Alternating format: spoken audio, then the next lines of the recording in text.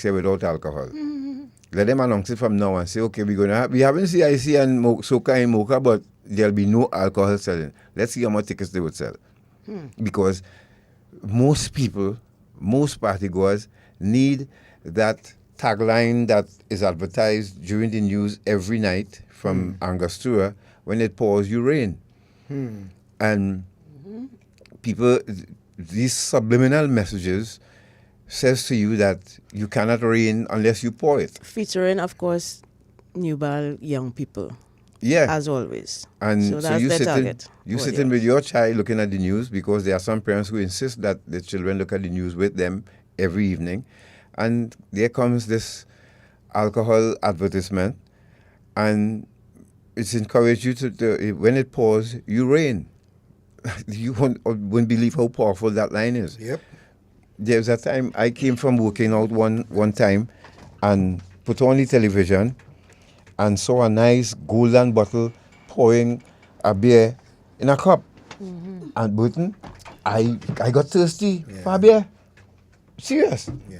I'm not supposed to be drinking. It's powerful. That is what it's all about. But that's the point of advertising, to entice and to persuade and to encourage people to purchase this product. And of course, the use of not only young people in making it attractive, or finding the most attractive young people to be in the ad, is part of the selling thing. But one of the things that I have noticed, how they have changed alcohol advertising over the years, is that you no longer see people actually drinking. Right. You'll see them have the bottle in their hand or the glass in their hand, but you don't see them drinking it. Yeah. Okay. That's the only change. That's the only change. But it's still, the message is still conveyed, regardless of whether you see somebody drinking it or not. And even the labeling, just as with Coded, Angostura is supposed to do the same thing. They don't. If you look at all of their products, there's no warning behind it at all. Correct. Especially for pregnant women to not drink. Correct. But we'll deal with that on another occasion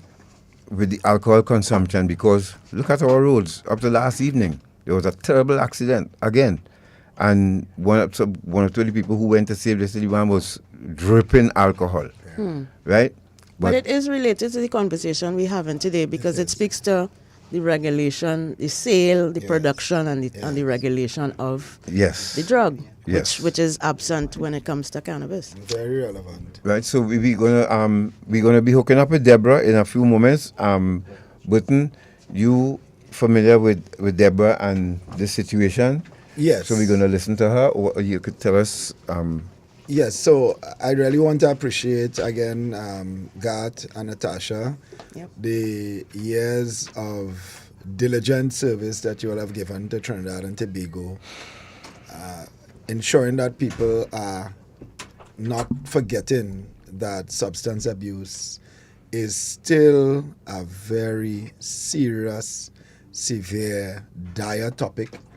And in light of the decriminalization of marijuana, I am of the view that this issue has to be driven home as regular as possible.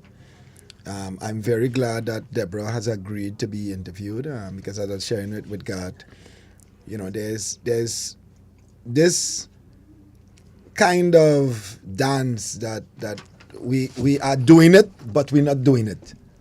Or it's happening, but it's not happening. It's like domestic violence. It's right there in front of everybody, but nobody's talking about it. And now we have substance abuse impacting on the quality of relationships in the home. And as a correctional social worker, a prison's welfare officer, as a social worker on the whole, I have seen, and as a parent, I have seen the prevalence of the deteriorating quality of relationships in the home surrounding the use of marijuana. And Deborah, we're very happy that she has agreed to share her story with Trinidad and Tobago, and by extension, all the listeners. So I'm very happy for the opportunity for us to get into this topic today again. Right. And also during the program, we will again show you, if we can, warning on vapes, the what outside world doing about vaping, which is another PSA that should be running on our televisions here too, Yes. about vaping, and of course an update on counter trafficking unit, and the latest is Designer drug. the designer drug strawberry quick. Wow. That's targeting our children. If you see how pretty it looks, if you see it in your child bag, would you recognize it? Well, at least we're doing prevention here. We will show you it. Remember, we cannot stop the drug pusher from selling drugs. We cannot stop Angostura from selling alcohol. We cannot stop any of these mood or mind altering substances that are available to you, the people. But there are fallouts, and we are here for it. There are fallouts. There are people who should not touch marijuana at all. And one thing I noticed too as well, what you will hear Deborah describe, local marijuana, once grown properly, cultivated properly, you smoke a joint. And I'm speaking from experience. Yes. You smoke a joint, that head could last you 2, 3, 4 hours, depends on the, Yes. how well it's Potency, cured. And, right. yeah. Now, just like cocaine, marijuana users have to smoke like every 20 minutes. Yeah. What does that say to you? Yeah. Something has changed. And there was a confession that was made that some pushers say now they spraying their marijuana with cocaine, Yeah. using fentanyl, Yes. and all of these things. To introduce the addictive properties Yes. of cocaine, because as we know, marijuana is not necessarily as addictive as stimulants like cocaine Yes. and Yeah, because- hallucinogens like methamphetamine. Yeah, but what they're doing now is one is a depressant, one is a stimulant. So they mix in both of them. This is why we're so busy as pipers, because that mixture is Yes, very deadly. It's confusing the chemistry in the brain. Correct. Absolutely. Correct. Yes. So, let's go to that quick break. And when we return, you'll hear from Deborah, who applied tough love, something most parents are scared to do. They don't want to do it. Right? They will try and they will try and they will try. But I can tell you from experience again, I went to 3 rehabilitation centers before I ended up in prison. And it's when I reached prison, that was my nuclear blast, is then I decided enough was enough. That was the 11th of June, 1991, when I walked out of prison, I left cocaine right inside there. Never to look back. And to you, Mr. Burtnell, the prison service, as somebody mentioned this week, have evolved. You all know the prison service you couldn't even hear a prison officer on radio at one time. You didn't know what was going on behind there. Prisoners couldn't leave there. Once they inside it, that was it. Now, the new era of, let's say, prison officers Yes. and commissioners and all of that are allowing this, and we want to thank you all for it. Yes. All right? Yes. So let's go to a quick break, and when we return, we'll hear from Deborah, her experience with her 2 children, male and female, with marijuana, what she did in the end. And We'll we be are right back up on YouTube and Facebook, so thank you very much for those of you joining us there. Okay, so we'll be back. Stay right there. Yep. Can't touch this, can't touch this. Dr. Raw's Healing Place, in conjunction with the Arima Community Center, invites all. It's Sisters Calling, the awareness walk run to stomp out the violence against women and children. Sunday, 9th February, 4 p.m. at the Arima Community Center, number 3 Anglican Street in Arima. We are inviting you. Come join us, 4 p.m. at the Arima Community Center, number 3 Anglican Street, Arima. Don't miss it. Can't touch this, can't touch this. This is my own choice. Can't touch this, can't touch this. I'll say when to get close. The sex trafficking thing is a serious thing in a way. Sex trafficking? I thought it was only human trafficking it have. But what do you mean? No serious thing, boy. Where you get that from? I don't know about human trafficking, not about sex trafficking. So how can you spot and identify perpetrators and children who are victims of trafficking? Many victims who are children do not look like under 18 years old. Child victims often move escorted around alone or in small groups. They also live in shared and even packed rooms and have very little clothing and belongings. Child victims are often seen with adults who are not their parents, their relatives, or their caregivers. Migrant children are often unaccompanied and separated from their parents. Child victims are often engaged in work that is not suitable for children. They are often deprived of their freedom to go to school, to play, and to enjoy being a child. Perpetrators have unexplained sources of income and possessions. They are businessmen and businesswomen running legitimate and illegitimate businesses. Perpetrators may appear to be the victim's friend, boyfriend, close relative, or employer. We are the Counter-Trafficking Unit of the Ministry of National Security, Trinidad and Tobago, safeguarding human life.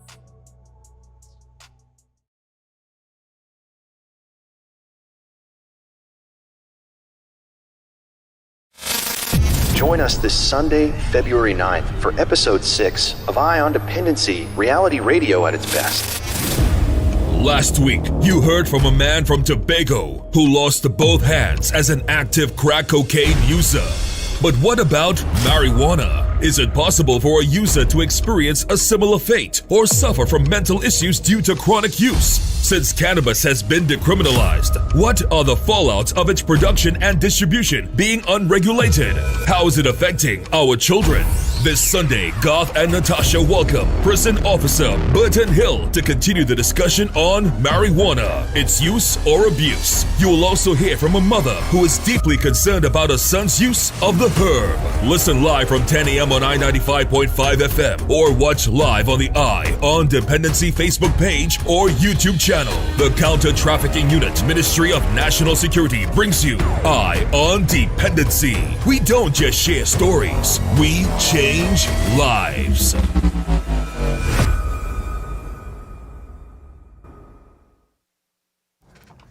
Thank you for staying with us. And let's go straight now to Deborah. She's on the line. Deborah, good morning. Can you hear us? Hi, good morning. Yes, I can. Morning, everyone. Morning, Deborah. Thank you very much for agreeing to speak with us. We know how touchy this topic is for some people, but you agreed, and we thank you very much. Now, tell us, how did you end up speaking to us this morning? Because for us to call you, you know it had to be serious. Tell us, what's your experience with your children, marijuana? Let me just ask, did this start before or after the decriminalization of marijuana? The older one started before, and the younger one started after. Mm-hmm. The older one started at school. She was offered it as a means to help her to stay awake at UE to study, because they were studying for exams. And that first trial of it put her in a psychosis that landed her up at St. Anne's for 28 days. And coming out of that, well, it was a spiral. She went right back. She was clean for about 3 months, and then she went right back, and it escalated where the grades fell. She was working. She stopped working. She couldn't do anything. She wasn't even keeping the room tidy or doing anything in the house other than being high and having horrible, horrible behavior towards everybody in the house. And she would have discussions all the time loud and on the phone, and everybody would hear her. So her behavior was horrible. I would spend a lot of my time trying to get her to acknowledge that there's a problem, which didn't work at first. So it went like that for a couple of years. And she ended up in at St. Anne's again. So in total, she has been there 3 times, and each time they released her with a drug problem, and they referred her to rehab, which she didn't voluntarily go. So my first rehab was a private institution, and they were very cooperative, I have to say, in the sense that they organized to pick her up from St. Anne's when she was released and transport her straight to where their females were being held. And the adult child screamed bloody murder, and the security got involved, and the end result was they could not have taken her, even though I had paid them too, and paid for the 3 months, so they have to pay for these things 3 months in advance, because she's an adult. So I was left with the problem of dealing with the adult. That squashed. So we went again, and I endured all that she had to give me at home, the words, the shouting, the loudness, And you know what? I got into Cora to do the outpatient program, which was every week. So I committed to taking the day off to go to this meeting with her and a bunch of others like her on a Thursday for half day. And in my mind, she was improving, and, you know, that was part of the acceptance into the rehab. And when they decided that they were going to take her, she said, no, she can't live without technology, and she can't live without this and that. So it didn't work. And I was at my wit's end. I didn't know what else to do. I mean, I had already lost money, because you take a long time before you get back the money from the rehab, and then you don't get back all. And eventually I found out about NA, which is where I got most of my help. I got her to go there. And even the day she went there, she was high, but, you know, they told her to keep quiet and listen. And we did that for a year together, and she was clean for a year. And then I became the problem. Me going to the meeting was the problem. So I stopped going, and she was going. And, well, when I saw the behaviors acting up, I had gone back to the guys, and I said, listen, you know that this girl has relapsed? And they were like, no. And I'm saying, yes, I see it now. These are guys with plenty clean time, and they didn't realize that, hey, an addict is manipulating all of you. But eventually, they realized what I was saying was the truth. Now, I lived with this for more than 5 years, so I can tell you the behaviors, the signs when an episode is coming. That's the point I reached to in taking my whole life and focusing on getting this bright, young individual that I expect so much, you know, of, to accomplish more than me, do better than me. So my whole life was fixated on getting the child better. It didn't work. She didn't want to go to rehab. And then I started to follow the guidelines of a program which I work, which is for the families of the addict, where we have to set boundaries that have implementable consequences. Mm-hmm. My house always had rules, you know. 9 o'clock was my curfew. I don't care how old you are, I want to lock up my place at 9 o'clock.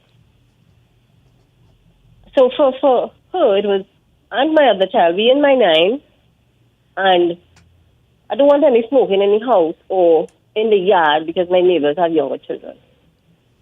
I would talk once, I would talk twice, and then I decided, you know what, this is a boundary and there has to be implementable consequences. And I can't have the neighbors talking to me about the same thing all the time, and I can't be uncomfortable in my home for the rest of my life. So I spoke to her. I said, listen, I spoke to you about this, and I'm not stupid. You're lighting incense to cover the scent of the marijuana when I'm not home. I say, I'll pay attention. You are like my second job. I know what is going on. And she flare up and she cuss and carry on. And I said, listen, I have to ask you to leave my premises. I am not willing to continue with this type of behavior, and I'm not accepting it anymore. And she said, you can't put me out of here. And I said, but I just did. She said, move me. I said, well, okay, I can call the police to do that. And the girl pick up the phone and call the police to me. This is your daughter you're speaking about here, right? This is my adult daughter. So she went on for about 20 minutes. She called somebody on the phone and she told them that woman and this woman, and I don't know why she's not dead. I don't know why she's still alive. She's so old and decrepit, and the most horrible thing. But that day I didn't cry, because that day I had reached my rock bottom. I had enough. And then when I heard her on the phone with the police, and I said, okay, the police coming. I can't be the police in my house dress, my pajamas. So I put on clothes, and when the police came, the police said, a male and a female. The male come out and said, what's the problem? She said, she put me out, this woman put me out. The policeman asked her, well, whose house is this? And she said, well, this woman. Policeman said, how old are you? You know, and she said, 25. And he said, well, move out the woman's house. And he jumped in the police vehicle and left. Because she's an adult. She's an adult, yes. And I don't know if she thought the police were going to come and beat me. But you live in my house, I pay all the bills, I feed you, I take care of your school fees. All you need to do is what you have to do, and you're not doing that. Children. So she was quiet, and eventually, by the end of the month, she had gotten a place to move, and she moved. Now she's responsible, and I've spoken to her a couple of times. I speak to her regularly. Mommy, it's hard to pay my bills and have my recreation. Mm-hmm. I say, well, my dear, you have to learn as an adult what are your priorities. she failed in school, so she took a leave of absence. Because I'm not spending money to pay the tuition when you failing. And these are things that she did not expect me to do, because in the past I would just say, you know what, let me just pay the fee even though you failed because I wanted to finish. But I have made up in my mind that she chooses to make these decisions. And I have to choose to be sane and standing at the end of the day. So it's not that I don't love her. I do. And I miss the person she used to be before she was an addict. But I realize I cannot stop her from being an addict. She has to want to have a different life. Well said. Before you go on, is that the university she started using? Yes, and they not gave before? that to her to help her stay awake to study. And you know, this is the irony of this whole thing, because marijuana is a depressant. Now, I wouldn't say marijuana kept me awake. It can't keep you awake. No, but it helps you to concentrate. Yes. You know, there's a difference. Yes. Right? Cocaine kept me awake. So I use both of them. So the marijuana helped in the concentration, the cocaine helped me to stay awake. But eventually the cocaine helped me to stay awake to use more cocaine. That's how it went, right? You don't want to sleep at all. No, because now I'm trying to get a hold of this thing. And remember, as you say, it's just the first hit alone tastes good. Everything else after that is chasing that first hit. Now, Deborah. But is sorry, that no. sorry, Go ahead. Garth, I just wanted to ask whether Deborah's aware of anything else that may have been contributing to the use. Yes. Yeah. I mean, was it just so somebody give me this to smoke? But was there any other underlying reason for her going down that path? You think? Well, I think what she expressed as an adult is the separation of the father and I. How many years ago? She was standard 5 when we separated. So she has blamed him and myself for her drug use ever since. I mean, when she first told us that, she was already an adult. So my response to that was, okay, so you blame us for not being a wrong. Well, your father for not being a wrong. You're an adult now. How long are you going to blame him? Now you need to just decide you're going to have a relationship with him or not, and move on with your life. I mean, I spent thousands of dollars by counselors, psychologists. Listen. And that child should be a psychologist because she outsmarts so much a psychologist over the years. But Deborah, I want to jump in here, and I agree with you that it is not reasonable for her to continue to blame the separation of you and your partner, your husband or your partner, for her use. However, I would often say, and if we reflect on how we were brought up, oftentimes we put things, we shelve things, right? And I have been in the prison service for 27 years. I've been a social worker for, this year is 20 years.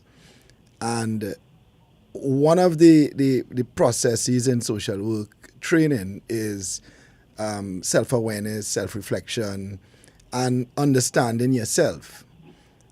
And it is not unreasonable, and I want to say this publicly, it's not unreasonable for her to point that out as the source, because that may have been just placed on the back burner to get through SEA, to get through secondary school, because sometimes children want to please either parent. They want to show that I could accomplish, I could press through, I could go through. However, the normal that she would have been experiencing when the relationship was strong and whole and so on, the reality of that may have hit her at 19 when she got into UE and so on. Sometimes I was at university in 2002. UE opened up at that point in time. UE started to look like a secondary school. In 2005, when I was leaving UE, graduating in 2005, the amount of young children you're seeing there, and on campus, you had Equinox, that was a bar on campus. you had all these parties that you just flash your UEID and you're inside, right? And then on campus, you have people smoking, drinking, doing all sorts of things on the halls, Milner, Canada, So I just want to say, Deborah, that it may be important, notwithstanding the length of time which has passed, to still give space for her to talk about how that experience affected her as a child.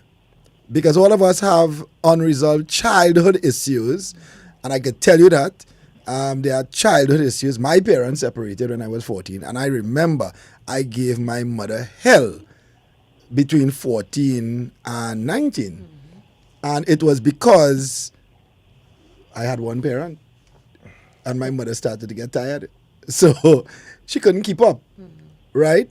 So I'm just saying, Deborah, in all of what has happened, if you could give some space to just listening to what that experience was like when she was 9, 10, thereabout, and how that affected her. No. Not as an excuse, but just to give. If you're just joining us, you're listening to Dependency, and we're in studio with Mr. Burton Hill, and on the line we have Deborah. There's so much to unpack there. This is not funny. But Deborah, let's come back to you. With regard, you spoke about her room. Now, before that, was she a tidy and neat person? Oh, yes, she was tidy, neat, well-mannered, well-behaved. The ideal child who was on top of things. She was. She really was. Well, she was a happy child. She spoke well. She would buckle down when it's time for study and revision. She was. Right. Because I raised that so parents who are listening, if you have that experience, these are signs and symptoms of someone who now gravitates to a class age, or because after a time hygiene and all of these things, deportment and none of these things are important anymore. Yeah, none of these things are important anymore. So that's a sign and symptom. Now, how is she doing now? No, well, if I could just go back and respond to what Mr. Hill said. Yes. I have given her the opportunity to express with myself, and I encourage the father to listen to her as well as to how the decision that we made would have affected her. I've done that several times. Right. I even reached to the point where I apologized for not being more aware of how it would have affected her, or expecting her, as you say, to just push through and do what she has to do. I have apologized for that. I think in that area of listening and trying to work through it with her, with a counselor, with a mediator, things like that, I have done that. Which is why I'm at the point where I can say, I apologize. I have listened to you tell me the same thing several times with a mediator, with a counselor. I've gone to counseling sessions with her. What do we do now? Do we keep doing the same thing with different counselors all the time? I'm not going to. And we I can, am at a Deborah, place, and we as addicts can use that as a crutch. Yes, We can I use it totally agree with that. to justify and, yes, and continue to hold that against you just to give us the excuse to continue. And this is why I use it. This is why I drink it. Guilt trip. Yeah, that is it. Correct. Yes, so don't fall for that because... No, not anymore. Yeah, because you see, we all still, when we reach adulthood, we're supposed to understand, like I indicated before, it's not to try my mother try with me. It's not to try people try with me. But it's only when I reach in prison and I saw the conditions and where I was and what I left behind and what I could have been, I said, no, I can't let this rock control me any longer. So, and I had childhood trauma, right? But I think we all have childhood trauma. Correct. Yeah. We do. And then I came from the military. And what hurt the most is that the way the military treated with us. Now, and I don't want to take up too much of your time, but I just had to explain this. When we started using drugs, one thing the military hid from us was the Defense Act. And the Defense Act spoke to treatment, not discharge. For drink, describe it as drink and drug. We didn't know that. right? And that was unfortunate for us. So when we got this child, we just walked away. But when they started recruiting people with subjects who like to read, and they went to Defense Act and realized that, and they tried that with them, they took them to court and got back their career. Yeah. So, I that was a hard lesson for me to learn. Yeah. However, Deborah, now you had experience, or before we go on to your son, how often would she use marijuana in the home? Oh gosh, it would seem like every minute. That child used to use 2 packs of cigarettes a day. Wow. 2 packs? And she would put the marijuana into the cigarettes. And it's like 2 packs a day. That's like too much. And is let's say every half an hour, every hour? I would say about every half an hour, because bright and early the next morning she has to go and get a pack. And then by about 2 o'clock she has to get another pack. Wow. Yeah, so she probably was using black, the marijuana that she was using. Well, based on investigations, since I was always trying to make friends with the drug dealers and them, I think that's what it became. Yeah. She was just lucky, as far as I can say, that she didn't lose her mind, because I know of people who have gone off the deep end. Yeah. No, from the very class that she went to school with, Really? Yeah. Now, did you get from the pusher any chemistry or any chemical information about the product that they sell? Well, I got information from one of the pusher's brothers, because he himself he's on alcohol. So when he drinks, he's let us all the brother business secrets. So the brother... Yes, that is correct. The brother just spray his cocaine, his weed with cocaine water. And then they have a cousin like 2 streets down the road. He's used fentanyl. So, I just listen. Oh, my God. And I ask the questions. When I know his tongue is the most loose, and he would come by and say, how are you going? Long time I see your daughter. And I would go outside and engage him in the conversation, because I want the information to know how I can help other people dealing with the same situation. And then I would be able to identify for parents, so help them identify. Yeah. Listen, this is not normal weed, this is something else. Yeah. It's too addictive. It's too regular. Yeah. But Deborah, before you go on, I was just wondering whether you, as a parent yourself or your ex-husband, were aware of these issues before it became a problem in your own home. Because this is something that Garth and I were talking about just last night, wondering how much parents actually knew about the risks that their children are exposed to when they at university, at school, at high school, and if they're prepared to deal with when it comes home to you. Yes. Because no parent wants to believe that their child is going to get involved in these things. So you kind of maybe block it out or ignore it or pretend that it doesn't exist.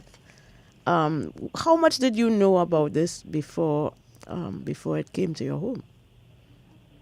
To be very honest, nothing in terms of marijuana.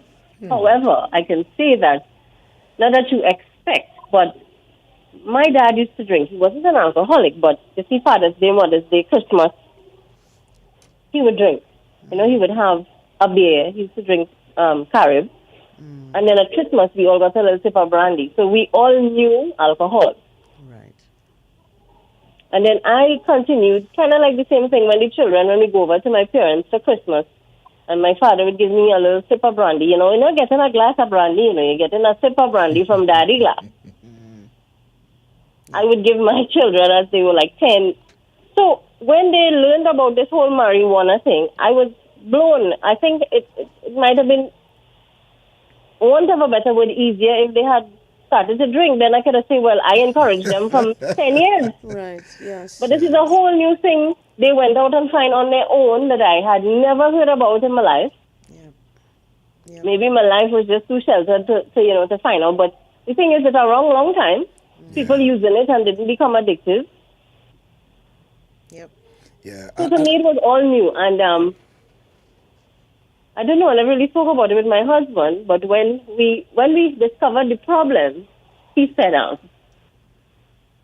use baby how too much. You should just find a rehab and put her in it. And that was his contribution to the whole thing. And we separated, and that was it. Yeah. I want to jump in here. I remember Deborah said something there.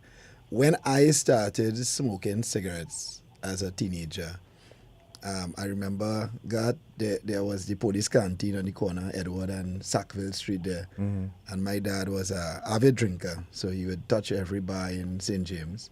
And then we have to go by the police canteen. And then jackpot number 1, jackpot number 2, and then Bulldog in Tunapuna. And when I started to smoke, you're saying, I don't smoke. I don't mind your drink.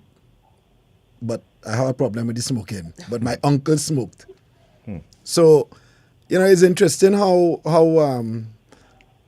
parents could negotiate one substance against another. Yes. Not to say that, it's right, but it's just how culturally we embrace substance use, God, as a part of life. But drink all you want, but don't smoke. Drink all you want. Well, that's what my father said. Drink all you want.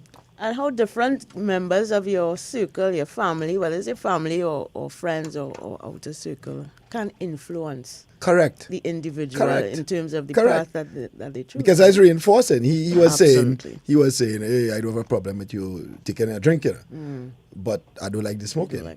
It's so unfortunate.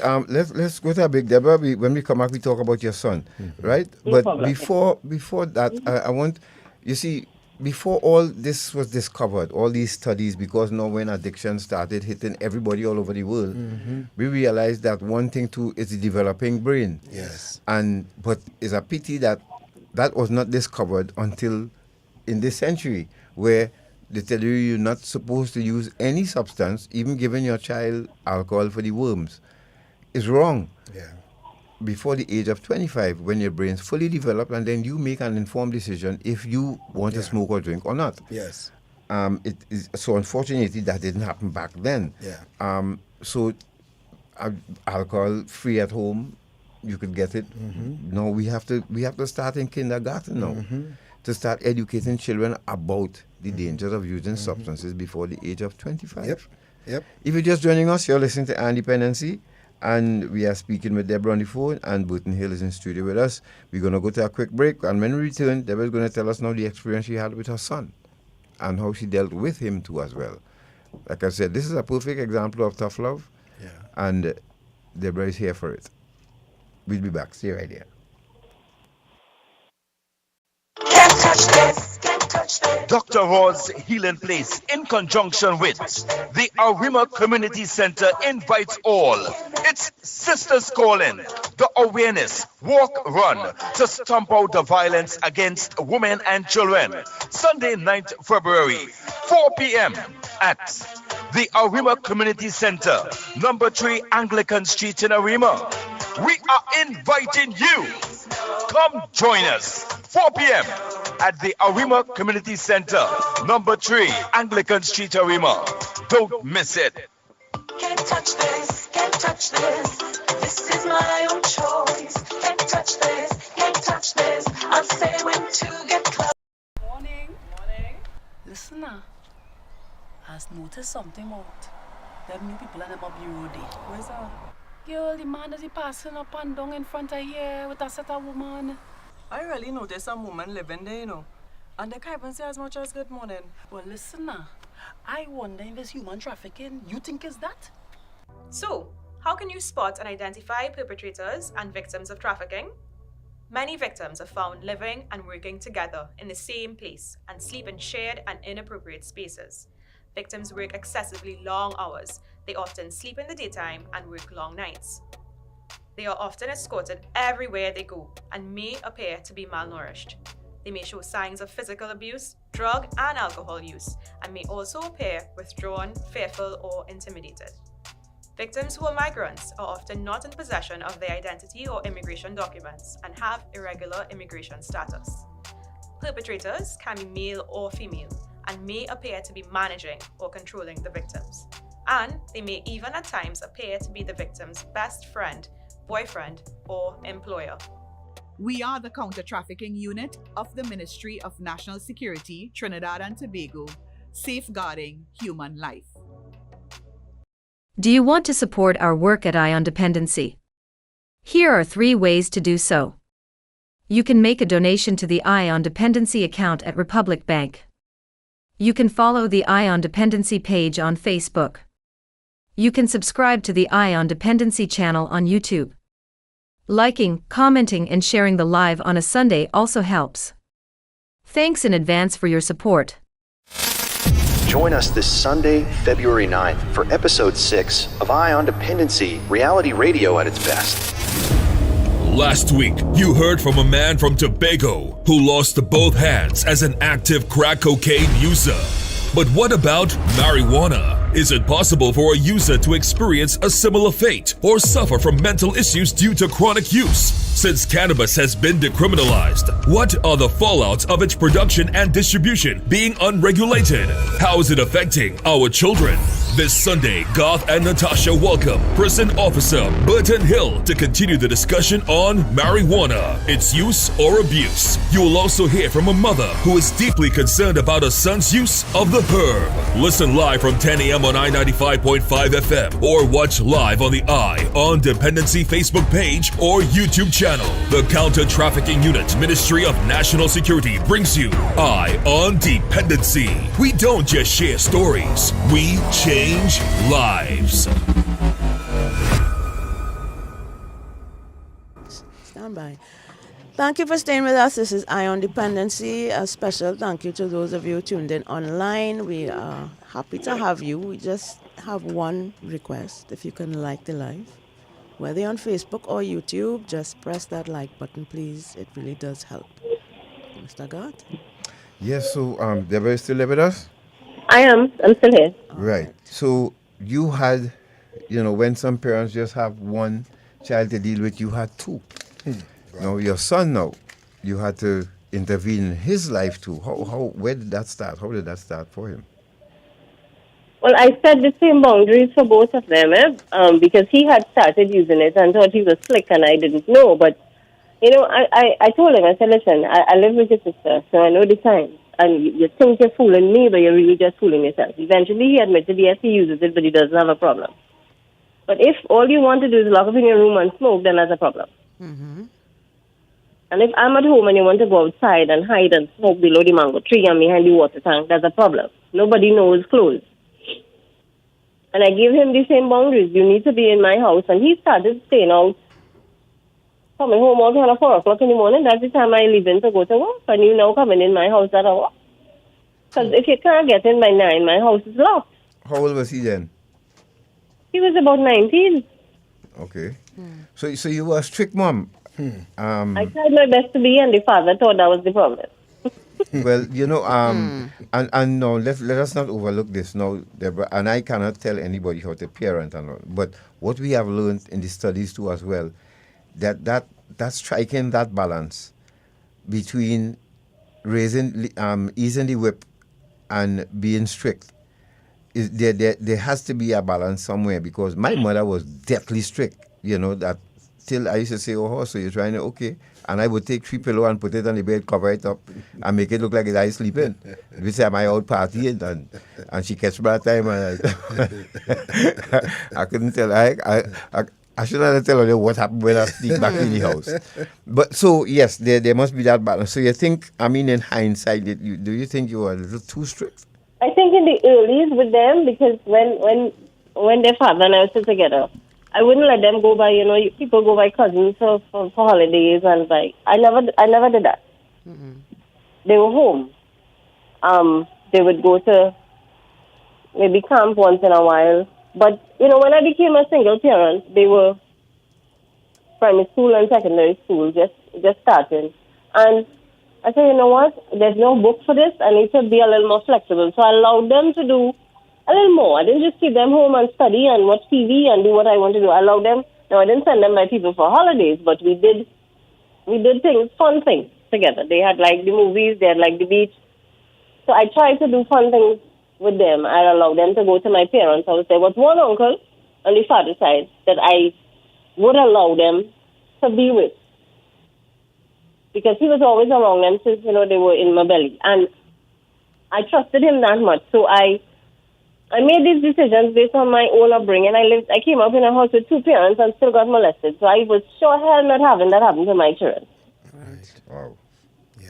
So when I became a single parent, and I talked to the priest and church, I loosened up a little bit, and they were able to talk to me about anything. I opened that door of communication that they would talk to me about anything. And they did. And I don't know, along the lines, I don't like to say friends is scary and they'll bring you. You always have a choice in the situation. That is just my opinion. Yeah, right. So I'm not going to blame somebody else's child for the choices my child has made. For my child have a brain and my child know the pros and the cons and how to make a decision. Yeah. So, yes, I was really strict when they were younger and we were living together, this father and all of us, but I kind of flexed a little bit. And I have to say, this is not on topic, but I have a deep respect for parents, all parents. Yes. Because you do the best that you can with the knowledge that you have. Yes. Trying to learn from what your parents did and not repeat some of the mistakes. Yeah. That's so important. That is a place where I sit in and I wasn't there before. Yeah. Most of single parents, you're trying to do two people's jobs and still have a job to mind the house, you know. So I respect all parents for doing the best they can with the knowledge they have, the skills they have, the support they have. So let me ask Deborah, recommendation based on your experience. What are some clear, if you have to give 3 recommendations, clear recommendations from a parenting point of view, from a policy point of view? Hold on, before she goes to that though, the son. What when you confronted him, what did he say and what was the interaction with you and him going forward before he too had to leave your home? Oh, he was, well, my sister take up all the attention for how much years too. And he used to, you know, give me the bass and the voice and thing, and I used to want to knock down this little boy. But that wasn't the solution, so I used to try to reason with him and say, listen, I get that. I get the attention was on your sister, but let us get help for you. I don't have a problem. So much so that you don't have a problem that when you leave my home, you didn't work for a whole year. All you did was smoke. You don't have a problem. All you did was smoke for a whole year. So he's still in the stage where you don't have a problem, and he thinks he's managing it. Wow. Yeah. And every time he say he managing it, in my mind I say it's managing you, because I have learned that you can't get an addict to see nothing. So I ain't wasting that argument. Because I end up with a headache and my pressure will go up, and he's still there. I don't have a problem. Yeah. So he had to leave home eventually? Yeah, he leave home first. He leave home before her. Okay. So, and how is he doing? He was an adult and he did this 9 o'clock thing, wasn't working for him. Now, I was flexible with the 9 o'clock thing, you know. If you're going to a party, I'm still going to lock my house at 9 o'clock. Right. But you're going to call me and you're going to say, Mom, I'm on my way. I should be there in an hour. And at that time, I'm going to get up and unlock the lock. Right. Because my whole house is burglar proof. Parents like to But stress when this. you find my house should stay open all the time, I can't work with that. I was flexible with that 9 o'clock thing. But you didn't think about giving them keys? Yeah, they had keys. But when everybody wants to walk in the house when they want and bring who they want, that is the problem for me. Yes, right. Yeah, that's a So problem. I didn't take away the keys, you know. I just changed the locks on the outside gate, which means you can't get in the house. You can get in the yard still, but you can't get in the gallery to get in the house. Smart move. No, that making sense to me. I mean, you move. can't, you know, it's your house and they're paying the rent. Correct. Correct. You're not paying anything. You're not paying nothing. You're still in saving money. So what are you doing? Still in talking I did the same thing, Deborah. Smart move. Now, the thing is now, it's different now. You see, the people who involved in this game now, they can come to your home. And when you're using Class A drugs, you tend to run out of money really fast. And your credit and take people drugs and don't pay. And when they decide to come home, that is one side of it. If law enforcement now arrests him or her with a certain amount of quantity of drugs, they will come home to do a further search to see how much more you have home. Yes. And whoever in the house, Right. And whoever is in the home will be arrested too as well. Yes. You know, I mean, after a while you may clear your name, but that inconvenience of being arrested because your child have drugs in the house and you know that and not doing anything. You know. And I suspect that they had, and it's the grace of God that the police didn't come and pick me up.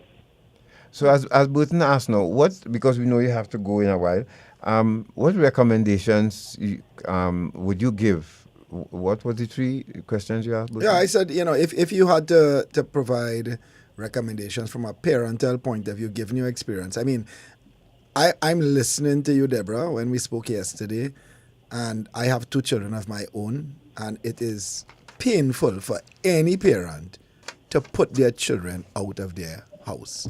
So while I applaud you for setting those clear, implementable consequences and boundaries, I know it grieves any parent, God.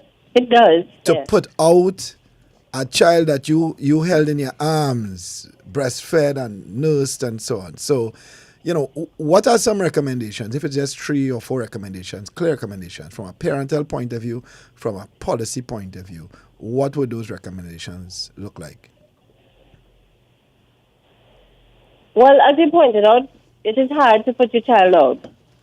But let me flip the script on you a little bit. If you keep running behind the child, you are going to get sick. Correct. And you may drop dead before the child. So let's say 5 years down the road, the child is now set up and sick and tired of living this way and having no money and always being on drugs and miserable, and they want help. You have died. Who's going to help them? True.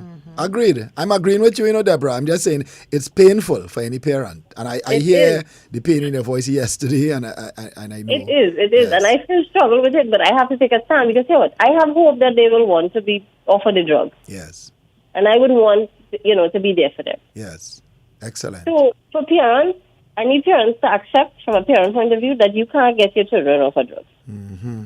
On your own. That on your own. The children, you could lock them in a rehab for their whole life and pay the money every day. There's no guarantee when they come out, they're not going right back by the pusher man. Mm-hmm. Yep. Because the addict has to become sick and tired of being sick and tired. They have to hit rock bottom for themselves. So parents need to accept that you can't get fed up for them. Right. Thank you You will want them to change, and you find the God of understanding, and you pray, and you work on yourself, and ask God to give you strength and more grace to go through the journey with them. Yes. So that's 1. What would be 2? Right? 2, we need to listen to our children, no matter the age. Yes. Always listen. Sometimes I think there are things that my son would say to me now that I wish he would not say. He should call his father and say it, but I listen because I give them that space. Open communication, and now I am dealing with it to the best of my ability. Great. We need to listen to the children, no matter the age, young, old. There's always something that they're not saying. The popular word right now around where I am is trauma. What's Everybody that? has trauma. Trauma. Yes, trauma. So listen to them and see if you can help them figure out trauma, because we use trauma as a crutch. Yes, I'm not disputing that we all have trauma, but at some point we have to identify it, yes, deal with it, work through it, and move on from it. Let me ask you there quickly, Deborah, because I want to respect your time. You mentioned that you had both parents in your home and you experienced trauma. Did you get help for that trauma? When I was grown and had children of my own. Right. So the point I want to make is that sometimes trauma happens way in the past. Yeah. And it festers, affects all of our relationships and all sorts of things. And then we stumble upon it sometimes later on in our older years, and then we deal with it. But we have messed up quite a bit of relationships along the way because of that trauma in childhood. So I just want to endorse that second point. Listening to what is not being said. And Deborah, what you spoke about the NA group. Which area that group is located? Well, we have all over Trinidad and Tobago. And we have online groups, but the group that I myself am affiliated with is in Tagarigua. Tagarigua. And what does NA mean? Narcotics Anonymous. What is is it a school, a church, where that meeting is It's held in and what school. time? It's in Tagarigua Presbyterian School on a Tuesday from 7 p.m. So we have 2 meetings held there, the NA, which is Narcotics Anonymous, and the Naranan, which is the family of the addict. So we have 2 groups where we try to help the families to deal with, and we have another group trying to keep the addicts in recovery and bring new addicts into recovery. Right. Now, is there a phone number, or who, if somebody living in the Tagalog area, especially for the Al-Anon group, for the parents of addicts, is there any way to contact this group? Yes, I'm actually the contact person for the family group. Okay. Is there a number you can share with us publicly? I mean, I don't Yes. want to get your phone bombarded, but I'm sure it will after you give out that number. For Because, sure. like I said, there are a number of parents who are suffering in silence. Yeah, it's 486-8542. Okay. And for those of you in the Port of Spain area, let's go Arima. There's Arima Boys RC at 6 p.m. And there's also St. Mary's College on Frederick Street at 6 p.m. Arima also has a family group as well at the same time. Right. Arima too has a family group Yes. at the same time. Parents out there, we know you need this. We get the calls from some of you, but no, most of you tend to suffer in silence. But just remember, and Deborah just said it again, and I try to tell parents that too. Sometimes it's disappointing saying it, but at the end of it all, the addict has to look at him or herself and say, I cannot live like this any longer. I need to change my life. Look at what you've lost and try to start again. I say it all the time. I hope you all are listening this morning and you all appreciate what Deborah brought to the table here for you this morning. Deborah, any closing comments from you? I appreciate given the opportunity to spread some awareness and to let parents know that, they're not alone. There's so many of us and we think about shame. Forget shame and get help. Well said. Thank you, Deborah. God bless Thank you you. so Keep much. up the good work and we'll keep in touch with you. Okay, thank you all. Have a good weekend. You too. You're welcome. So that was Deborah giving you her take on her two children. This is the reality, not just for her, as she said, not just for her. There are a lot of families going through this disease, because we always say addiction is a family disease. It does not just affect the addict, but the entire family. And then there are some people who are predisposed. Now, Button, I want to put you on the spot here. When we go for this break and come back, we're going to show you the videos on the vaping. If you can log on for a few minutes and look at this, the proof is in the pudding. Yep. And also the strawberry quick, what it looks like. And we're going to talk about, Button, this is something I've always said that we don't do in Trinidad and Tobago. We hear about the substance abuse all the time. We hear parents talk about the experience. But is it that Trinidad and Tobago is the only country that nobody ever died from an overdose? You're following what I'm saying? Our ambulance, our EMT personnel, are they equipped with Narcan or naloxone? Are they? I am sure they aren't. So if somebody call them, or if a mother walks in her son, you didn't see your daughter for a while, hey, how she's so quiet? And you go in the bedroom and see her frothing from the mouth, or him frothing. What are you going to do? How are you going to treat with that? Because there are drugs that you can administer to counteract fentanyl, crystal meth, and overdose, and all of these things. Or if they're unresponsive, they have a pulse, but they're not unconscious. Fentanyl especially. Correct. Now, are our EMT officials equipped with those? Let me ask you a question as a welfare officer in the prison. When people are admitted to the prison, are drug tests done on them to see what was in their system, or if you could salvage any stuff, any information from their blood to see? Because going to prison with vision and mission, before I start my session, I would ask how many of you here were addicted to a substance. If we had 10 people in the class, 8 of them would put their hands up. Yes. What was your drug of choice? Marijuana, cocaine, LSD, ecstasy, and the list goes on. I have that collected. Now, who is collecting this data between the Ministry of Health, St. Anne's, the prison, the hospitals, The police. and the police? Who collecting this data to release to the public? Which is the prominent drug circulating out there right now that is destroying our children? Do we know? No, we don't. And this is why I come back to again, we are falling down on the job where this is concerned. We need to start collecting data and releasing it to the public.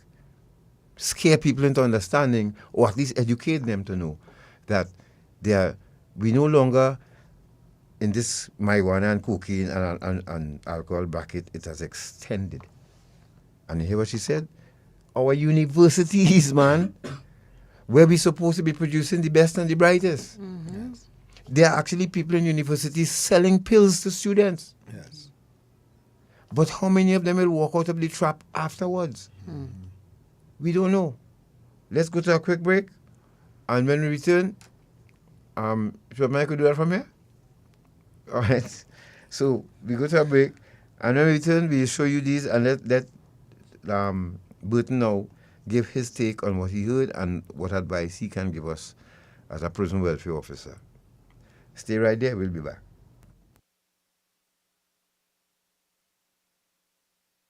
Can't touch this. Can't touch this. Dr. Ross Healing Place, in conjunction with the Arima Community Center, invites all. It's Sisters Calling, the awareness walk run to stomp out the violence against women and children. Sunday, 9th February, 4 p.m. at the Arima Community Center, number 3 Anglican Street in Arima. We are inviting you. Come join us, 4 p.m. at the Arima Community Center, number 3 Anglican Street, Arima. Don't miss it. Can't touch this, can't touch this. This is my own choice. Can't touch this, can't touch this. I'll say when to get close.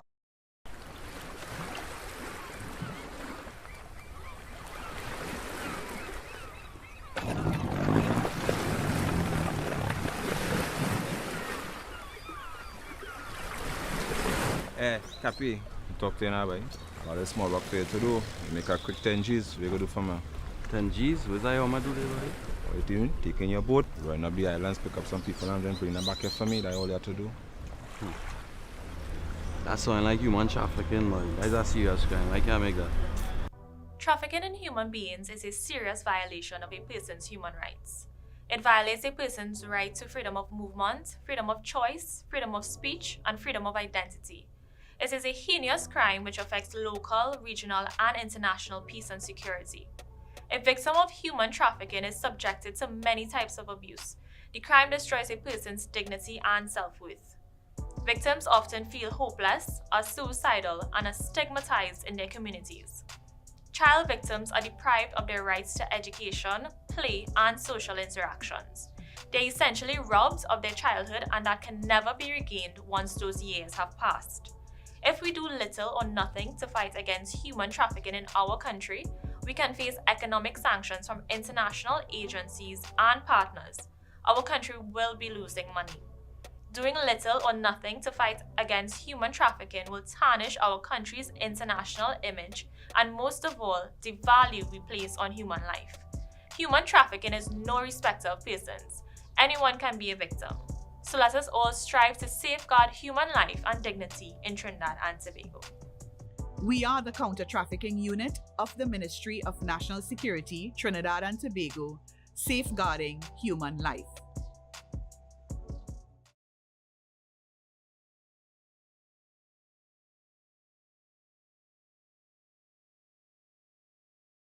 Do you want to support our work at Ion Dependency? Here are 3 ways to do so.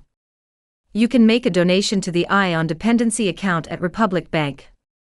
You can follow the Ion Dependency page on Facebook. You can subscribe to the Ion Dependency channel on YouTube. Liking, commenting, and sharing the live on a Sunday also helps. Thanks in advance for your support.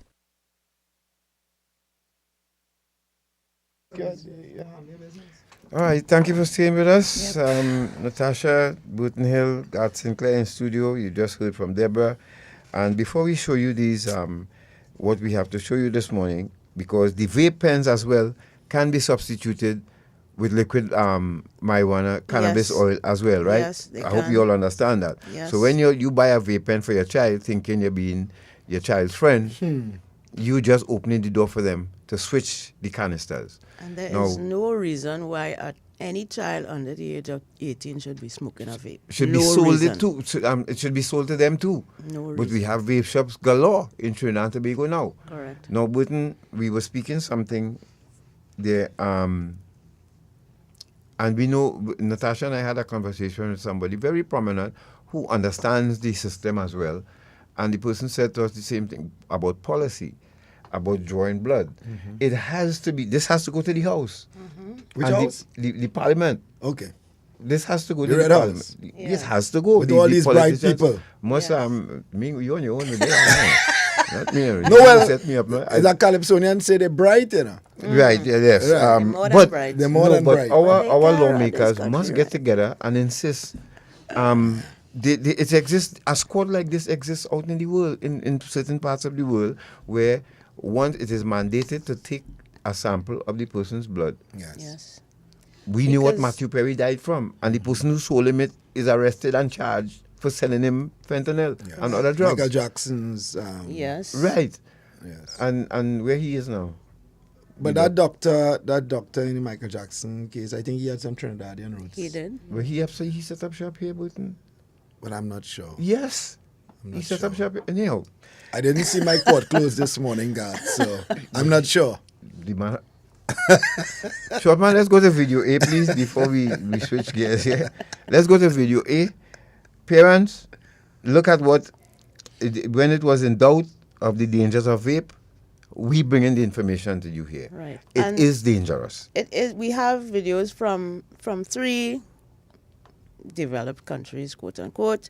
The first one is American. The second is Australian, and the third is British. So we can't say that we don't know what is happening in other countries, what research is being done in other countries, what policy and legislation is being enacted in various countries on vaping. The evidence is there. And new research is shedding light on the health risks of e-cigarettes. The American Heart Association finds vaping may have long-term impacts on a user's heart and lungs, despite being marketed as an alternative to help you cut back on smoking. After looking at more than 300 research papers focused on vaping and e-cigarettes, doctors found the chemicals may hurt your heart, lungs, brain, blood vessels, gastrointestinal system, and other parts of your body. The AHA says more research is needed. ABC News contributor Dr. Alok Patel joins me now to break this all down for us. Dr. Patel, thanks for coming on. What does this study actually say about the impact of vaping on people's bodies?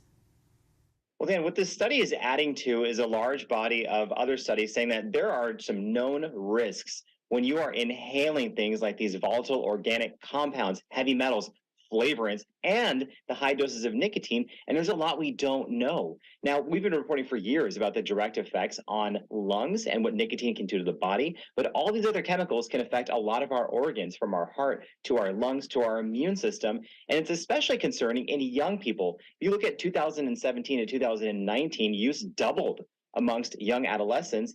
And I will tell you anecdotally, I have a lot of teen patients who vape all the time. So it's really important that we put out these statements looking at vaping on its own and not just the marketing tool saying that it is quote unquote an alternative to cigarettes. We need to independently look at it and its long-term risk factors. Now, vaping is often thought of as a safer alternative to smoking cigarettes. Is it? You know, it's really difficult to make that one-to-one comparison, and the vaping industry does put that out. Now, I would say to anyone out there who's an adult and wants to try this as a way to quit cigarettes, it's important to talk to a healthcare professional and find the option that's right for you. But Diane, the big issue is that this marketing, especially as it's directed to teens, has led some people to believe that, hey, vaping is not that harmful. We simply know that, number one, that's not true. It's associated with a lot of different illnesses, and we don't have enough data, long-term data, to talk about what it could do with respect to cancer and other chronic illness. And there are, I know, a lot of chemicals in a lot of these e-cigarettes and other vaping issues, but some of them also have more nicotine than regular cigarettes. Critics also say some of those vaping flavors make them more enticing, especially to kids and teens. So how hard is it to quit if you decide that's what you want to do, and what can people do if they're struggling to stop vaping? It's incredibly difficult to quit, especially with those high levels of nicotine. And as you mentioned, the way these cartridges are designed to have those flavors and to feel a little bit smoother so they're not rougher We see teens who are vaping continuously, who carry the pens with them and really don't feel any of the harsh effects because it's quote unquote smoother than a regular cigarette. People should look at vaping exactly as an addictive, dangerous tool and seek help if they're having trouble getting off of one. And this involves parents getting involved in the conversation, making sure they're having a judgment-free, open conversation with their teens and saying like, hey, here are the realities. But I'm talking a lot about teens, even in adults who are vaping a lot, they need to really look at it and say, this is not necessarily a safer alternative to cigarettes. This may be something that they need to quit as well, and that we need to have a broader conversation about with respect to smoke-free legislation and public health initiatives. So important. Dr. Patel, great to have you here. Thank you. Thank you. Yeah, so this is the American perspective. Now, in other countries, the e-cigarettes are touted as smoking cessation devices, but from the American perspective, they are saying, we don't know how this is going to affect your body. Remember, the primary ingredient in many of these vapes is nicotine, which is an addictive substance. We know this. So it is not irrational to think, even despite the research, that people who have not smoked cigarettes but start vaping can also become addicted to vapes because they're smoking nicotine. And when you introduce other substances like cannabis, that dilutes or complicates the whole issue. So the next video is a short one. This is from Australia, and it's talking about a ban that they are planning to introduce on the flavored varieties of vapes for a specific reason, because according to them, it is attractive to children. They don't want children vaping. That is the bottom line with them. So let's go to this next video. An epidemic of vaping addiction sweeping through our schools has prompted a statewide crackdown. A confronting new education campaign is being launched, highlighting the dangers and urging parents not to get angry, but to help addicted children. Young children hiding vapes and sneaking a puff, a sight becoming far too common at school. I don't think it's possible really to overstate how serious the issue in our schools is with vaping. In schools, I think it's a real problem. Schools reflect the community and it's a community health issue. The issue so widespread, the state's chief public health officer has stepped in, penning a letter to parents outlining the dangers. Nicotine addiction the focus. Yes, again, coming back to policy here, the government, this particular state in Australia has decided we do not want our young people vaping.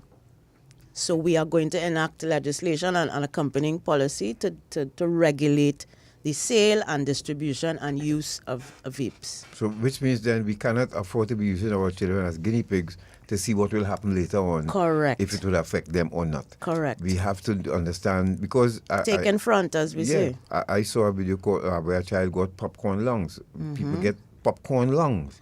And if you know what popcorn looks like, just picture your lungs looking like popcorn.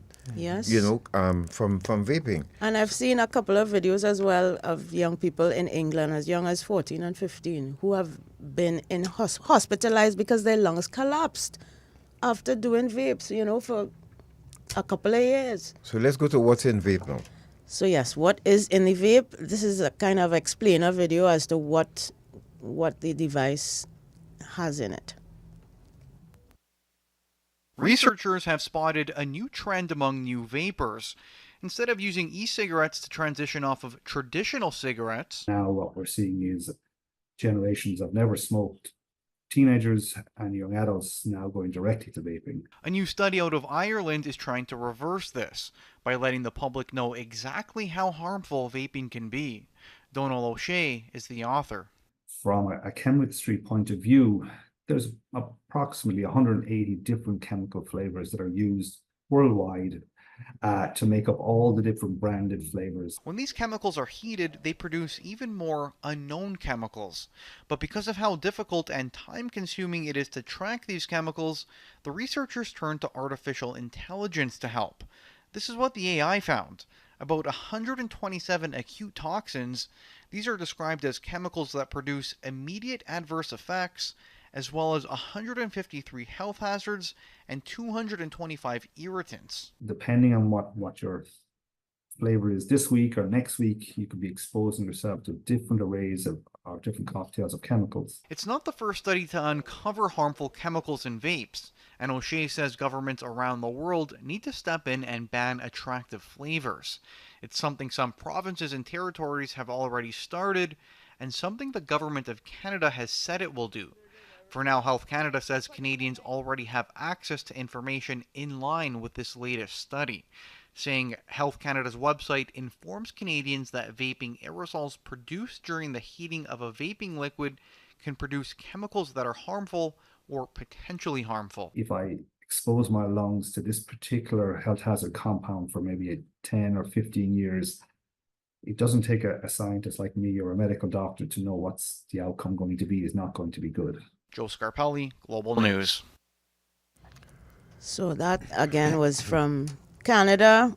They are attempting to do more research, but in the absence of that, they're using AI to determine how many actual chemicals are involved in these vape liquids that are consumed. And we know that it is contrary to what we have learned about cigarettes themselves. We know that cigarettes contain not just nicotine, but all the processing chemicals involved in it. It's the same with vapes. Right, so let's go, because we're going to give Button some time again to Yes. elaborate on why he came. So that's strawberry. Quick, short man, go to that first, and then we come back to the CTU operation update. Right, so that's E. With the E. And if you see this in your child's bag now, remember, folks, drug cartels do succession planning. Just as people who sell, products that are mood or mind altering, drug cartels do succession planning. They have to make money. They have to make money. And you never heard of a pusher going broke. Unless they get arrested, right? Yes, but you have to be a real bad lucky pusher not to go broke. Because generation after generation will follow. Now this is what strawberry quick look how harmless that look. Pink and nice, and it smells like strawberry. Wow. But it's targeting children. There's a type of crystal meth going around that looks like strawberry pop rocks. Those pop rocks that sizzle and pop in your mouth. It also smells like strawberry and is being handed out to children in schoolyards. They're calling it strawberry meth or strawberry quick. Kids are ingesting this thinking it is candy and are rushed off to hospital in dire condition. It also comes in other flavors: chocolate, peanut butter, cola, cherry, grape, and orange. There you go. Just like the vapes, different flavors. For your education, people, that's all we can do. Share it with you. It's up to you, and to teachers as well to be vigilant. We live in a strange time now, Britain. To hear a mother say her daughter describe her as that woman. And I've seen parents being cursed by their children now. Mommy, you're so-and-so, and all you're so-and-so. Mother, So it's as if honor your mother and father is no longer exists in Trinidad and Tobago, right? Which around the world, with children as well. Yeah. But so before we go to Britain, let's go to the CTU now. We must give you an update. We must give you an update. The CTU been hard at work, as usual, working for you, the people of Trinidad and Tobago, because substances are very much a part of human trafficking as well. They must have that. There's no trafficker who would not have access to drugs to keep the trafficked person subdued and dependent on them. You want to share what the CTU... Yes, certainly. Let me just pull it up. If you're just joining us, you're listening to Dependency, and we had a very nice conversation this morning with a mother who had to evict her 2 children. She didn't want to, but she had to. How many of you parents out there? We know tough love is not something that you like to apply, but sometimes for your own sanity, you may have to think about it. Tasha? So on Monday, the 3rd of February, the CTU led a multi-agency operation, a major one called Operation Thinking Point, resulting in the arrest of a 42-year-old male, Trinidad and Tobago national, and the rescue of 5 Venezuelan females ages 16 to 26. The operation was conducted at the corner of Warden Road and Balcaran Street, Point Fortin, following 7 months of in-depth investigations. The suspect is currently in police custody and will be interviewed in relation to 3 child trafficking investigations. Today's operation builds on a previous CTU and TTPS operation in May 2024 at the same location where 10 females, including 6 minors, were rescued. Continued CTU inquiries from that case directly led to today's breakthrough. The operation was conducted in collaboration with several key agencies, and this is so important, this collaborative effort, including the Ministry of Finance Valuation Division, the Financial Investigations Branch of the TTPS, the Special Branch of the TTPS, the Special Investigations Unit of the TTPS, the Air Support Unit of the TTPS, Crime Scene Investigators, Homicide Bureau of Investigations, TTPS, the Transnational Organized Crime Unit, TOCU, TTPS, the Immigration Division, and the Children's Authority of Trinidad and Tobago. As the CTU advances a holistic investigative approach, financial records are now being examined to trace and dismantle trafficking networks. Under Section 24 of the Trafficking in Persons Act, the trafficker's assets can be forfeited upon conviction. The CTU remains committed to bringing traffickers to justice and ensuring the protection of vulnerable persons. And remember, there's the hotline number you can call if you have any information to share with the CTU, which is 800 4CTU. 4288. 4288. And well done, CTU. Excellent work. So, Burton, over to you. Well, first of all, I want to say thanks very much to my commissioner, acting commissioner of prisons, Mr. Carlos Carraspi, who has allowed me the opportunity to engage in alternative forms of work outside of the prison. So I want to thank the commissioner this morning for that opportunity. I also want to thank Deborah for being brave and bold enough to make herself available to share her story and her experience with Trinidad and Tobago. And every time I come here, I want to applaud the work being done by Garth and Natasha on Eye on Dependency, because every time I listen to the program on a Sunday morning, I may tune in from time to time, or I may chat with Garth. I'm reminded of how fortunate I am to not have been enveloped or hooked over the years as a person, because I try to be very open. I tell people I try to walk in the light. So I try to have as little secrets in my life as possible. I used marijuana and cigarettes and alcohol from a very young age. And even as an adult, I continued for a while. And I've met quite a number of friends who I've known at the school age up to this morning. I spoke to a friend in England. We've known each other for 45 years.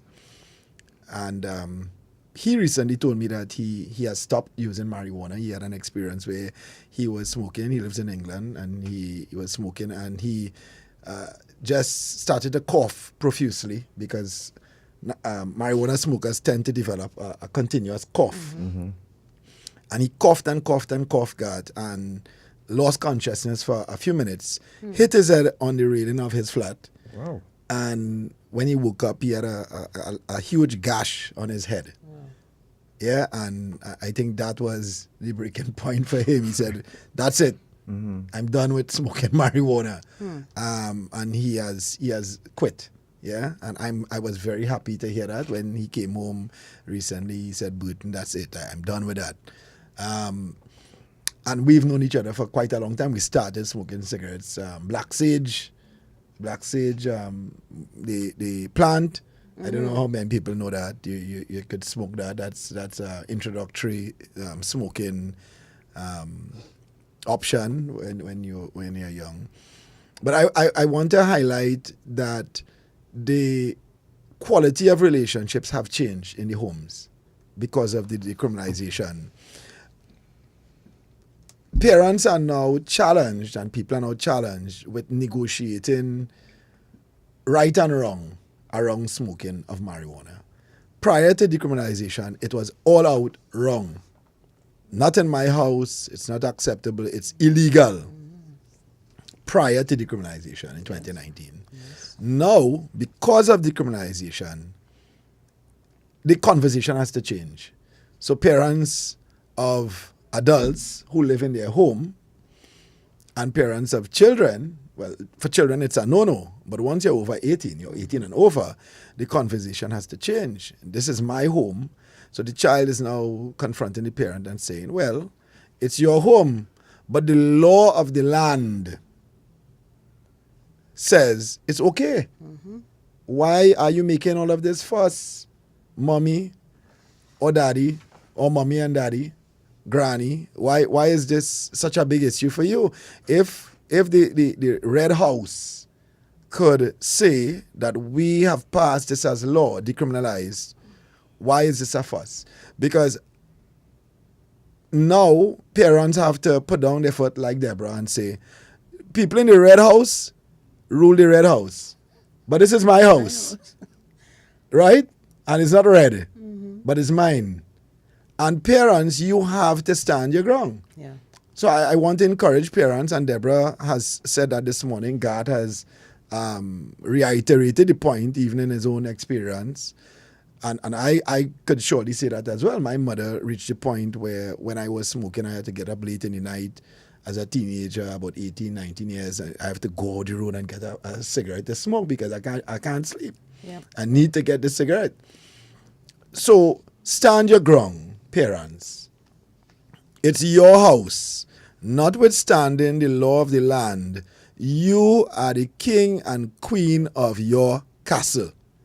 And you have to set rules in your home to govern your home.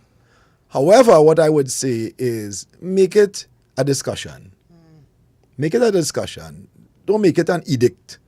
Don't be autocratic. Treat the child like an adult and have an adult conversation about it. Right? Yes. So I would say when my son and daughter started to talk to me about marijuana, and I shared with them very early because I try to be very open with my children. And I said to them, listen, these are my experiences with alcohol. I took my children on the avenue before they were 18, 1 o'clock in the morning. I carried them on Murray Street to see what is going on Murray Street because I want them to know. Yeah. I used to lie Murray Street and all around the avenue long before it was the avenue. You used to lie Murray Street? Well, let me edit that. I think I need to. All right, let me edit that. Edit. Nothing is wrong with liming on Murray Street. Is what you're going there for. Exactly. So thanks for the edit, Natasha. So I think parents, other than making it an open conversation, take your children certain places. Yes. You know, I'm Murray Street at my Calypso this year, right? I hear you. You're mashing up the tent, God. Well, great job. Yeah, well, they're Murray Street. So this is why I say, I had to watch you when you said I'm on Murray Street. This is an iconic local in Trinidad and Yes. Known for certain things. Yes, because I want to come here for something. But parents have to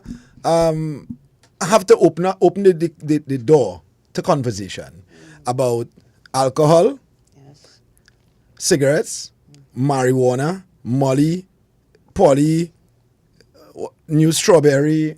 You have to open the door and talk to children about. But also, Burton, sorry to cut you, but no also problem. to be self-aware.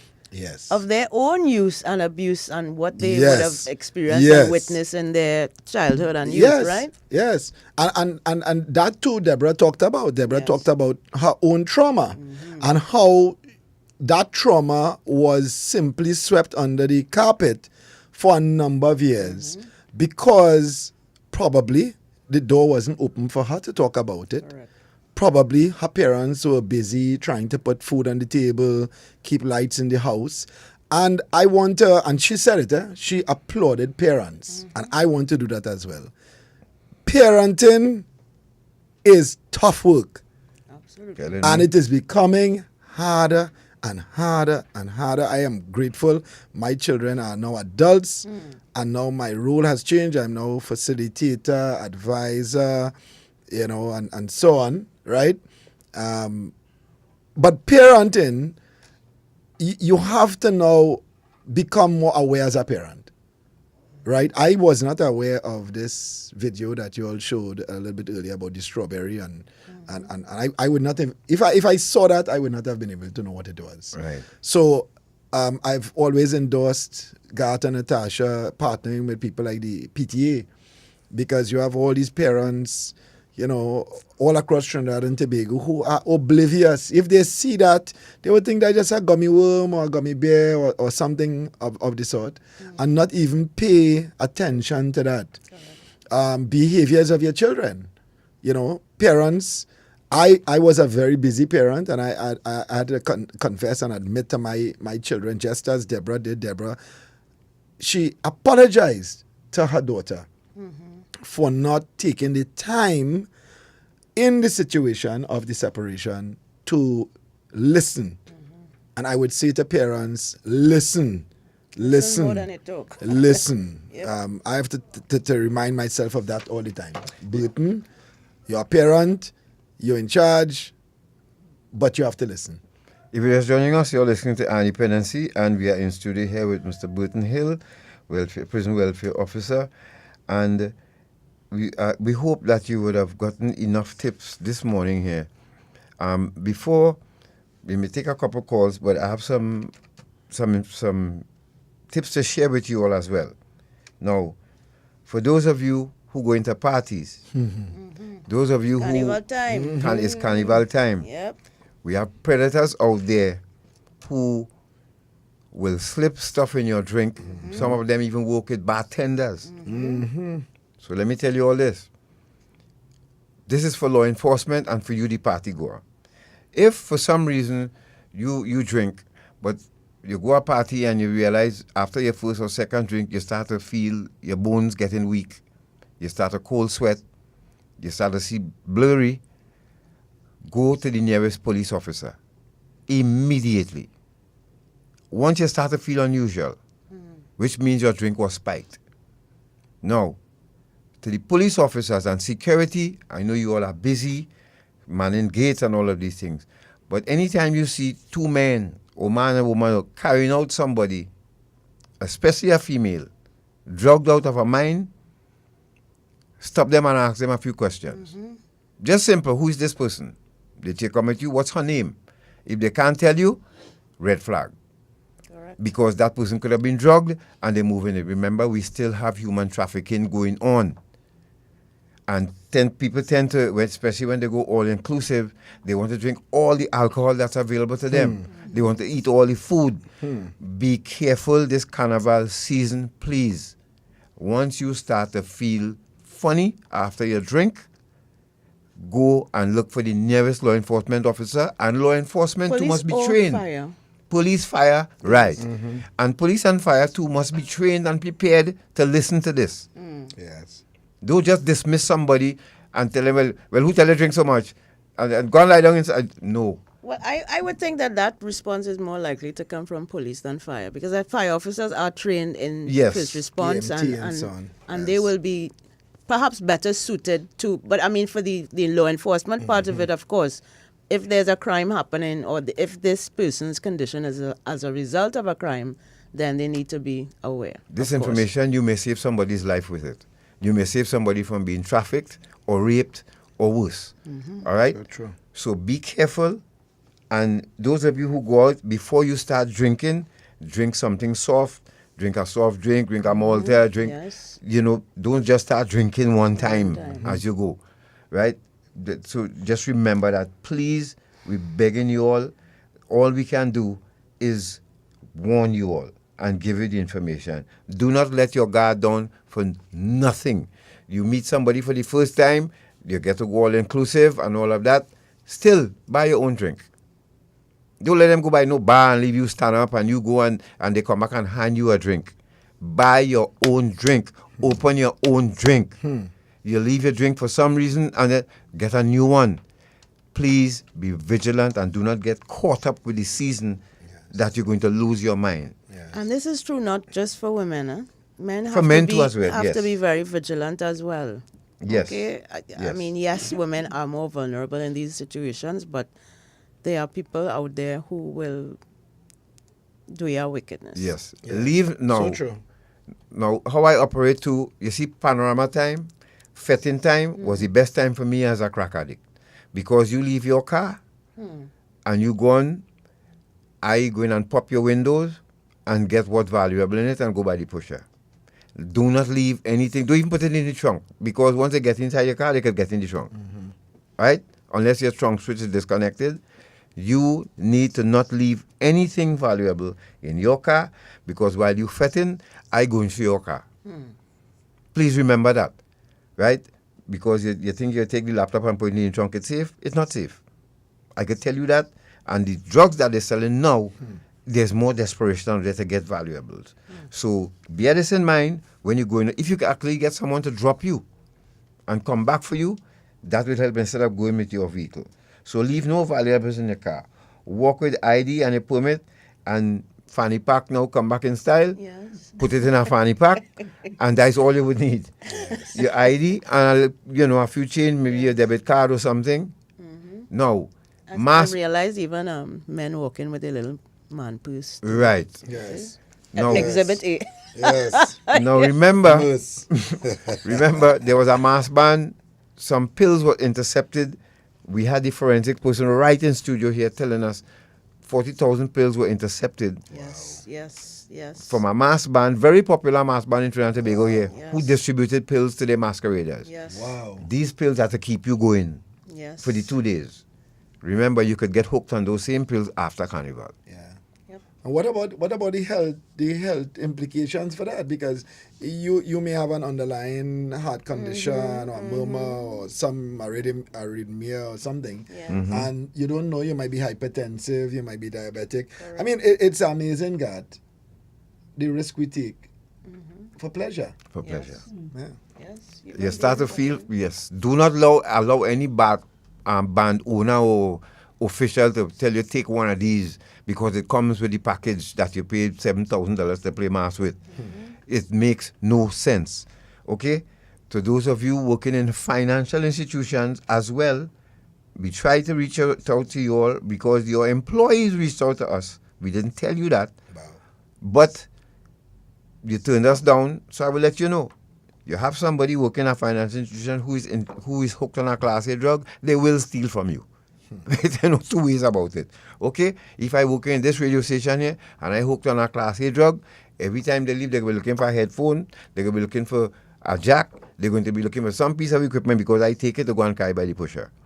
Anytime you have someone hooked on a Class A drug working for you, they will steal from you. Because we could steal from our parents. Who are you? So true. And from their co-workers as well. And the co-workers they will as be well. borrowing money and, have all kind of excuse asking people to cover for you when you're absent. All of these things. Right. These are red flags. Please be aware. But now I have reached the stage now. I am really sorry that I had to be thinking like this now, but I still say to servicemen as well. You see a career boy? Lord, you don't want a dishonorable discharge, you know? Because you're going to be a noose around your wife's neck. Especially when you and the wife are paying the bills all the time. Now you lost your career. Your wife has to saddle everything. You're going to be a burden on your family. How many friends can you reach out to with a story? Because you see month end coming and the bills piling up. Your wife has no money at the end of the month. It's really emasculating. It is dehumanizing. And I urge you once again, please, don't make the decisions I made now. And my colleagues. Don't make the decision. All right? Think about it. Because our culture too in the military, in the armed forces, is to drink, have a good time. But for some people, that's gateway to go on to other things. And might I add as well, it's effeminating, if that's a word, to be in that same position. Because the unfortunate part about it is if you as a woman, as a service personnel, find yourself in that position, it will be 10 times more difficult for you to raise your head above the water again. So let's take some calls, 622-3937. If you have anything to interject, add, or ask, Mr. Hill here is with us, or any information that you heard that you want more information on, please give us a call quickly, 622-3937. Hello, good morning. Hello, good morning, Mr. Sinclair, Mr. Hill, and the lady in station. Morning. Sorry if I can't remember the name. Natasha and Morning. Tamika. Morning. You know, you all have such a body of work. At this stage, you have given so much in terms of awareness, sharing. I mean, you guys studied as well. You would have gone to, not to say, learn even more than you already know. And I'm here questioning now, what does legislation look like? You know, what does that look like? I have countries that would have put laws in place for advertising. Alcohol is, as you know, is a step up. It's something that people step up from. And what can be done in Trinidad? I see outside school a big stag advertisement. I see it's at this one with a woman, she half naked, a big billboard, and you have school children passing by. And I'm wondering who are making those steps to change legislation in terms of advertising on TV as well. I think you have countries where if you have, I think it's 71% of the viewing population is children or something like that. You can't, like around news time, you cannot advertise certain things because children, as you know, are there anybody is making those steps towards legislation and the laws? Because those steps to me, apart from awareness, are ones that really, how to say it, make what you do count. Yes. What you have done for all these years, the sacrifice that you and Mr. Hill and everybody else would have done for all these years without laws and things binding persons to follow some sort of guideline. Because, I mean, the GDP of this country, where Carib and sorry to call her name, but the alcohol industry, it contributes, but yet still, we have to find a ground. Just like in a human body, trying to find out how much to drink, if to drink. As a country and a society, we have to find our balance. Well said, my right? brother. Well said. Balance. Well said. Thank you very much. And this is what I've been saying. Good. Advertise your alcohol, but at least balance it with warnings and information. Correct. Yeah. And because we can't shut down the industry, but you can help. Yeah. Same thing with gambling. Yeah. Same thing, come on. But, oh God, as I said, I am so tired of trying to convince people we have to do this, Burton. Yeah. And I'm serious. You wouldn't as believe. And as the caller said, legislation. Yes. My 2 cents there would be policy is driven by people. Thank you. Policy is driven by people. Yes. People put policymakers in place. Correct. You have to know what are your priorities as the people Yes. and say to the policymakers, this is important to me. This is important to us. This is unacceptable. And all of us together, if enough people raise their voices, other than Gat and Natasha, could say, this is important through the PTA, you could say it through your churches, you could say it through your prayer groups, through your different associations. And if all of these groupings of people could say, listen, this is an important issue, address it, then we could probably get some adjustment to policy. Absolutely right? correct. Yeah. Hello, good morning. Good morning, ladies and gentlemen. Morning. Gentlemen, sorry, in the studio. Morning. I just want to add to the conversation this morning. It is really small amounts of marijuana has been decriminalized. You can still be arrested if the police or any law enforcement officer catches you and you're beyond the amount. And also, you can't smoke marijuana in the public. But we see a lot of that happening. You're still seeing these sticks. Yeah. And people are smoking it. But well, I haven't seen any data to support this, but I know people saying that more people smoking. It's a point, yes, but also before, a lot of people used to smoke, but under law. But now, since it's decriminalized, now you're seeing them smoking it in public. Yes. But we need to do something, and the government needs to be a little more strict on terms of advertising, because it will start with a simple ad and a simple drink, with the alcohol drink, a beer. And then when you start, you vary it, You start to smoke cigarette. When you start to drink alcohol, you get the tendency to smoke cigarette, because if you're in a group of people constantly smoking every Friday alignment, and you think you tend to speak, not everybody, but most people tend to get the urge to try it, and some people try it and they just can't come off. Especially when you try marijuana. When you try marijuana for the first time, a lot of things could happen. Your body may reject it, or maybe you become an addict, or something like that. Thank you very much. Thank you, caller. The other morning, Natasha and I had some to be in town early. Yes, I was And just thinking about that. The corner of Charlotte Street and Independence Square. Yes. And my children going to school, and a big man stand up with a roll on smoking right on the corner of Henry Street and Independence Square.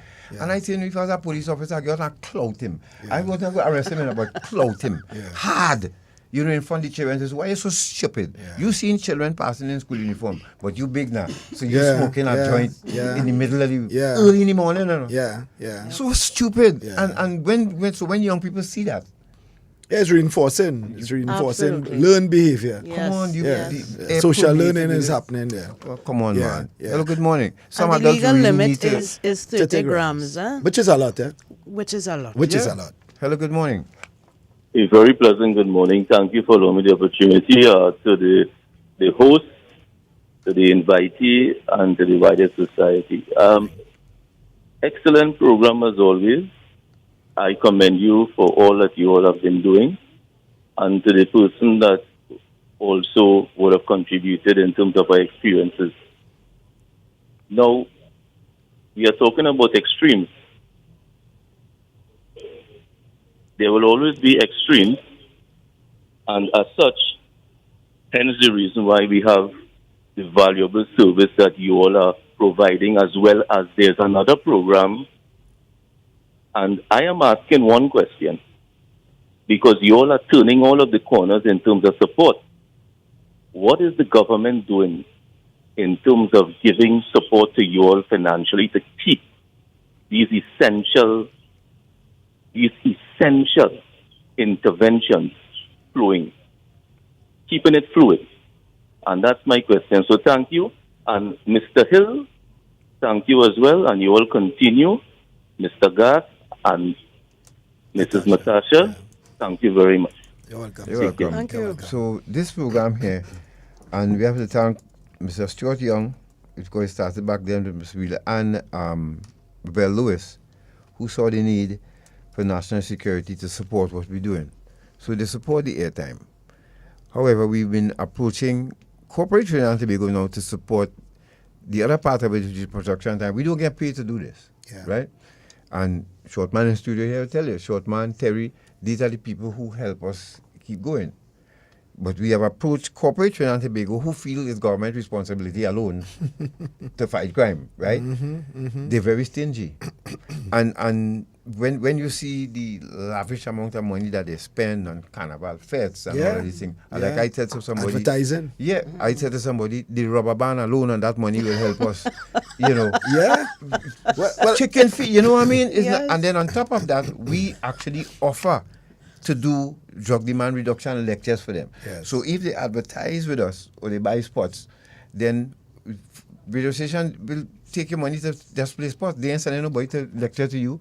We will do that part of it too, and come to you and talk to your employees and all of them, because you have employees among you that using drugs and hooked on drugs. They're refusing. No, but then that could be the thing. We are a society where we're comfortable not talking about what we're supposed to be talking about. Correct. So true. So true. So I want to put out that challenge, Gat, and probably we can dedicate this one of the Sundays this year to a fundraising drive for our Dependency. You know, we've never done that. I've been sitting and thinking about that here, because when I was the General Secretary of the Prisons Association, we were with I-95 since Gray Street, right? In St. Clair. Right, Ruston Gray Street. Yes, Yes. right? Yes. So long ago. And I've been listening to your program over the years, right? Learned quite a few things from listening to you all. And I want to ask Trinidad and Tobago, you're asking what the government could do.